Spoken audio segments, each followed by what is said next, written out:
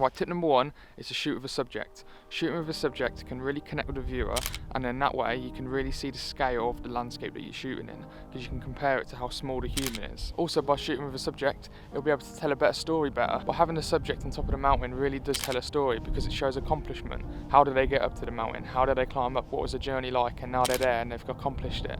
So it really does make the photo way more better, and it really does connect with the viewer a lot more than if it was just a normal landscape photo.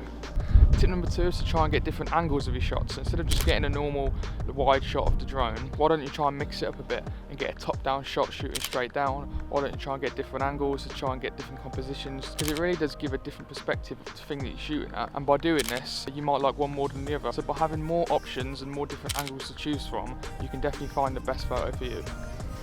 Tip number 3 is what I always say, and that's shooting raw. Make sure you switch the setting on the DJI app to JPEG and RAW. You can't shoot only RAW, you have to have it in JPEG as well. But by shooting in RAW, really does preserve the highlights and the shadows, and it doesn't crush them when you're editing in post. And you can also edit it in post to your own style, because shooting in RAW allows for way more freedom when you do edit, so make sure you're shooting in RAW. Tip number 4 is to shoot in Pro mode. Shooting in Pro mode allows you to access all the different settings that you can to expose the image properly. By shooting in Pro, you can change the ISO and the shutter speed, and depending on what drone you have, maybe even the f-stop. This way you can expose it correctly by setting to the settings that you want. This means you'll also be able to lower the ISO by having the right shutter speed, so there won't be a lot of noise and grain in your image. You want to try and avoid this as much as possible, so by having a lower shutter speed will make the image just overall way more cleaner, and you can only get this by shooting in Pro mode.